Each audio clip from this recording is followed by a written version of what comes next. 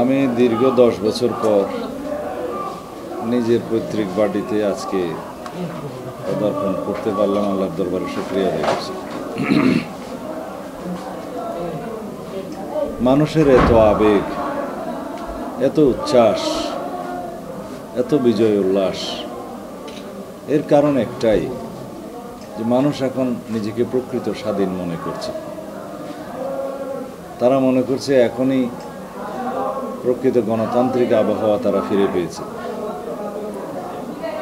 দীর্ঘ প্রায় 15-17 বছর যাবৎ তাদের কথা বলার কোনো স্বাধীনতা ছিল না, সমাবেশের কোনো স্বাধীনতা ছিল না, কোনো রকমের মৌলিক মানবাধিকার তারা ভোগ করতে পারেনি।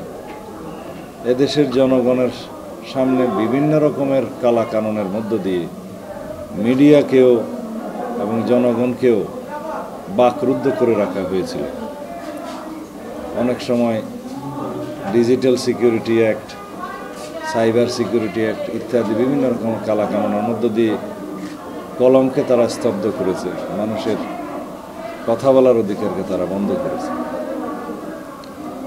কিন্তু আজকে মানুষ স্বাধীনভাবে কথা বলতে পারছে, সমাবেশ করতে পারছে, মিছিল দিতে পারছে, তাদের অধিকারের জন্য সোচ্চার হতে পারছে। এই জন্য তাদের সামনে এক মহা উৎসব, সেই আনন্দ দেখলাম, সেই অনুভূতি দেখলাম, সেই আবেগ দেখলাম, সেই বিজয় উল্লাস দেখলাম। এই বিজয় আমরা অর্জন করেছি শত সহস্র শহীদের রক্তের বিনিময়ে। আমাদের সন্তানরা, ছাত্র জনতারা অকাতরে বুকের রক্ত ঢেলে দিয়েছে এই স্বাধীনতা অর্জনের জন্য। বাংলাদেশ নতুন করে স্বাধীন হয়েছে, নতুন একটি বিজয় দিবস অর্জিত হয়েছে, ফ্যাসিবাদের পতন হয়েছে। আমার প্রথম অনুভূতি ছিল 5ই আগস্টে ফ্যাসিবাদের পতনের পর দেশ ফেরাউন মুক্ত হয়েছে। এই দেশে আর কখনো যাতে ফ্যাসিবাদের উত্থান না হয়, স্বৈরাচারের জন্ম না হয়, সেরকম একটি প্রকৃত গণতান্ত্রিক রাষ্ট্র বিনির্মাণে আমাদের শহীদের স্বপ্ন ছিল। আমরা সেই শহীদের স্বপ্ন বাস্তবায়নে অঙ্গীকারাবদ্ধ। সকল রাজনৈতিক দল, বাংলাদেশের সকল রাজনৈতিক গণতান্ত্রিক রাজনৈতিক দল এবং রাজনৈতিক শক্তি, সামাজিক সাংস্কৃতিক শক্তি সবাই আজকে ঐক্যবদ্ধ এবং অঙ্গীকারাবদ্ধ। তারা প্রতিশ্রুতিবদ্ধ যে এই জাতিকে এমনভাবে আইনের শাসনের আওতায় নিয়ে আসা হবে যেখানে প্রকৃত একটি বৈষম্যহীন, সাম্যের, সামাজিক ন্যায় বিচারের এবং মানবিক মর্যাদার রাষ্ট্র বিনির্মাণ করা হবে। যেই রাষ্ট্রে আমাদের সন্তানরা, আমাদের ভবিষ্যৎ প্রজন্মরা আর কোনোদিন কোনো স্বৈরাচারের মুখোমুখি হবে না। যেই রাষ্ট্রে আর কোনোদিন আমাদের সন্তানরা রাজপথে গুলি খেয়ে তাদেরকে মরতে হবে না। সেরকম একটি সুন্দর গণতান্ত্রিক, সাম্যের, বৈষম্যহীন, মর্যাদাপূর্ণ গণতান্ত্রিক রাষ্ট্র বিনির্মাণ আমাদের করতেই হবে। আমরা কোনোভাবেই এই শহীদের রক্তের সাথে কোনো অবস্থাতেই আমরা আপোষ করব না। স্বৈরাচারের সাথে শহীদের রক্তের অঙ্গীকার পূরণে আমরা কোনো শক্তির সাথে আপোষ করব। বাংলাদেশকে যদি এবার আমরা বিনির্মাণ করতে, প্রকৃত গণতান্ত্রিক রাষ্ট্র হিসেবে বিনির্মাণ করতে ব্যর্থ হই, এই জাতি আমাদেরকে ক্ষমা করবে না এবং সেই ব্যর্থ হওয়ার কোনো সুযোগ আমাদের নেই।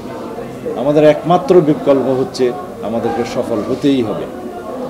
যে রাষ্ট্র বিনির্মাণের জন্য আমরা আজকে বাংলাদেশের সকল ফ্যাসিবাদ বিরোধী রাজনৈতিক শক্তি ঐক্যবদ্ধ হয়েছি একটি পয়েন্টে, যে বাংলাদেশকে এমন একটি গণতান্ত্রিক রাষ্ট্র হিসেবে আমরা বিনির্মাণ করব। সেই বিনির্মাণের লক্ষ্যে আমরা এমন কিছু সংস্কার সাধন করব, সাংবিধানিক গণতান্ত্রিক সংস্কার, সমস্ত রাষ্ট্রীয় কাঠামোগুলোর গণতান্ত্রিক সংস্কারের মধ্য দিয়ে একটি শোষণহীন এবং অর্থনৈতিকভাবে আমরা যাতে মুক্তি পাই সে তেমন একটি রাষ্ট্র আমরা বিনির্মাণ করব। অর্থনৈতিক মুক্তির লক্ষ্যে প্রয়োজনীয় গণতান্ত্রিক সংস্কার করতে হবে আমাদের সংবিধানের এবং সকল গণতান্ত্রিক কাঠামোর।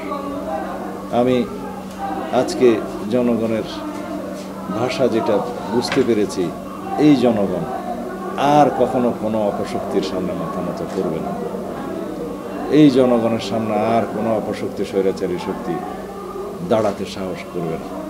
বাংলাদেশে বর্তমানে অভ্যন্তরীণ এবং বহিঃশক্তির কিছু ষড়যন্ত্র করার একটা পায়তারা চলছে। আমি বিশ্বাস করি আমাদের ছাত্র জনতা কোনো রকমের কোনো ষড়যন্ত্র বাংলাদেশে বাস্তবায়ন করবে না।